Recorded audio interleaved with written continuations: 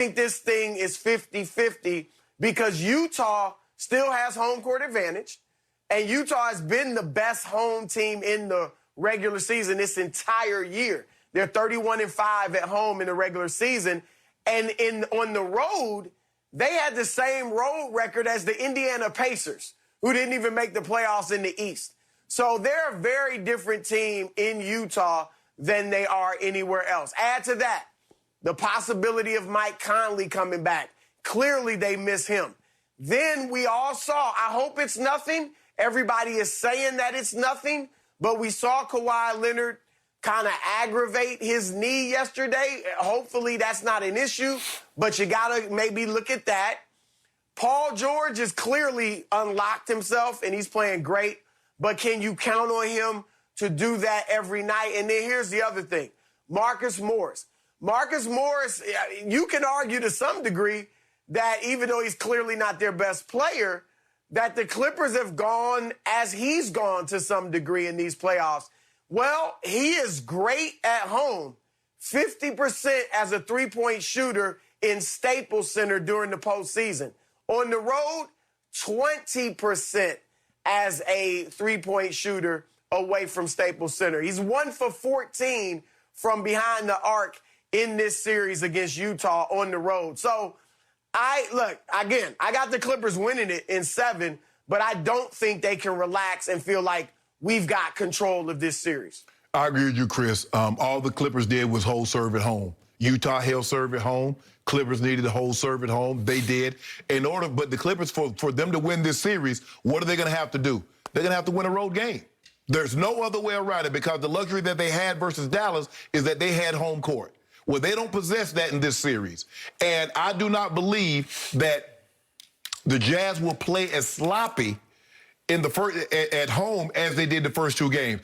Chris, you know you can't turn the ball over 6 times. Can't go 1 for 7. While the team that you're playing against, they have 1 turnover. They make 6 of their first 12. This is all in the first quarter. In the first quarter. So the game was really, because if you look at it after the first quarter, Utah averaged scoring 30 points a quarter.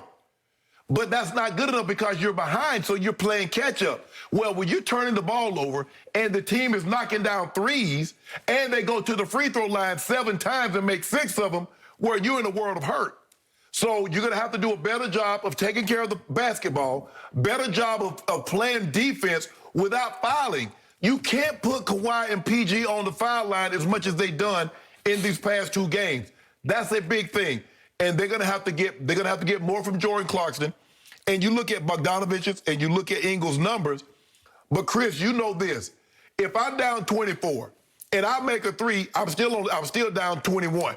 21. Well, guess what? The Clippers come right back down and hit another 3 in your face because you're not playing defense. And they're getting to the rim. Kawhi and Paul George are living in the paint.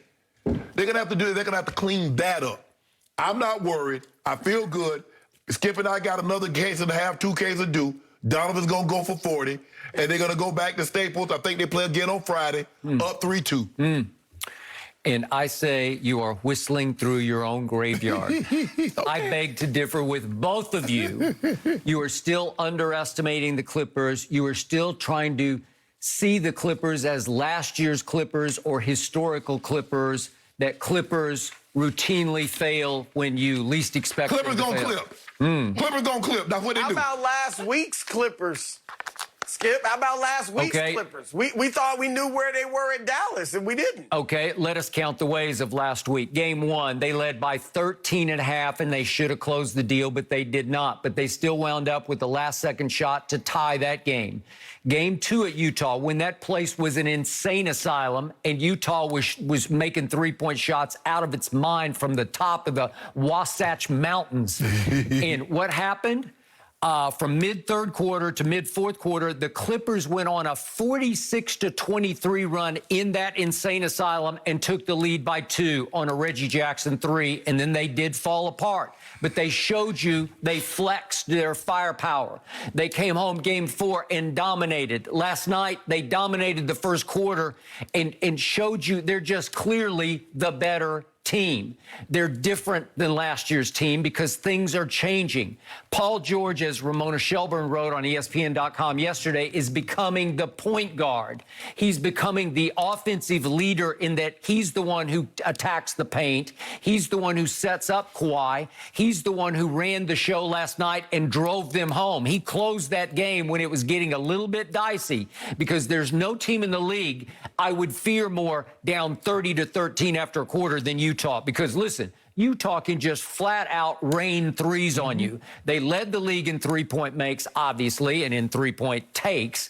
So they're, with Donovan and Jordan Clarkson, they're the most explosive, dynamic duo as scorers that you can find anywhere. But the Clippers have been doing a very good job on them. And I love what Patrick Beverley is doing for this team because he's bringing back that nasty attitude.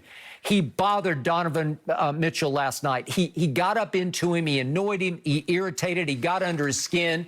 And I just got to see it one more time. Could we please see what Patrick Beverley did to Donovan Mitchell at the end of the half? Into half. This is like a message sent play where he's right with him. He's right with him. He takes the ball out of his hands on the first shot. Then he comes from behind and clean blocked him at the buzzer. That he got 2 blocks. Patrick Beverley had 4 blocks last night. So to me, the defensive edge that they attacked with in the first quarter will carry over into Game 6. I would like their chances in a Game 6 more than a Game 7. So I like their chances more tomorrow night. But now we come down to what Chris brought up. I don't know about Kawhi Leonard's knee.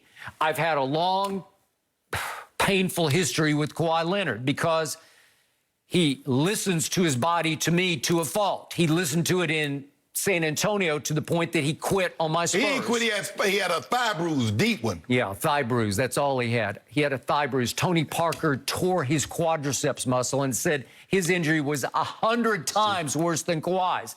I forgive, but I do not forget what he did. He quit his way out of San Antonio.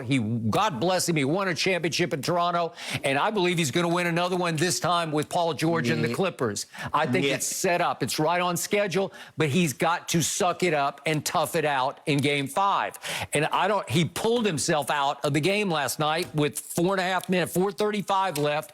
He's like, nope, I can't go. Well, that scares me because he might say, it's a little sore, I better wait until Game 6. And if he does that, I got problems. Yeah. I don't know what it was. It just looked like he hyperextended a little bit, Chris. I don't like, and I'm with Skip. I mean, we don't know the severity of it. We'll see how he feels when he wakes up in the morning. I'm sure he'll get treatment around the clock. And I don't see a scenario, if anything isn't torn, I don't see a scenario in which Kawhi doesn't play. He has to play. They got no chance. They cannot win a game. They can't even be close in this ball game without Kawhi. Remember, he invented load management. Well, you can't load manage in the playoffs. Well, you only got 7 games. You don't tell this guy what to do and not to do. Chris, you only got 3 games now. Ain't no more load managing. Best of 3? No, I hear you. Skip makes a good point. I mean, again, everybody, Ty Lue, Kawhi, after the game, they said he's fine. Kawhi didn't want to talk about it.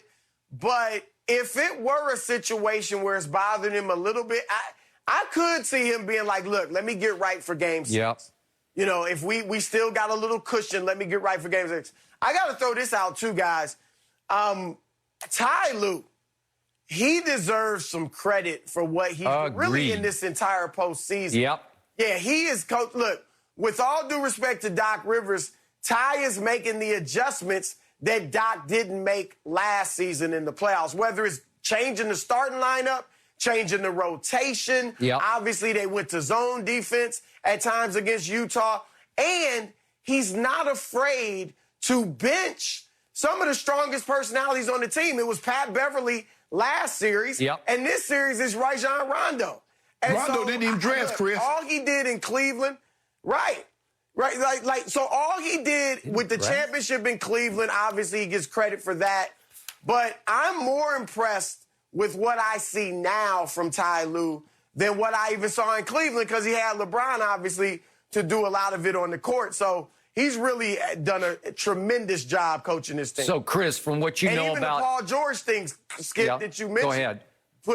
I know Chauncey's got a lot to do with that, Chauncey Billups. Yep. But Paul George at point. Yep. So from what you know about the guy who I thought was going to be the missing ingredient at point guard, the new quarterback, playoff Rondo, would you believe that Rondo is making so many internal waves that Ty just finally said, well, why don't you watch from your couch because he didn't dress last night? Was he even on the bench? That's a really good question. Was he even on the bench, Chris? Obviously, I don't know. I didn't see him either.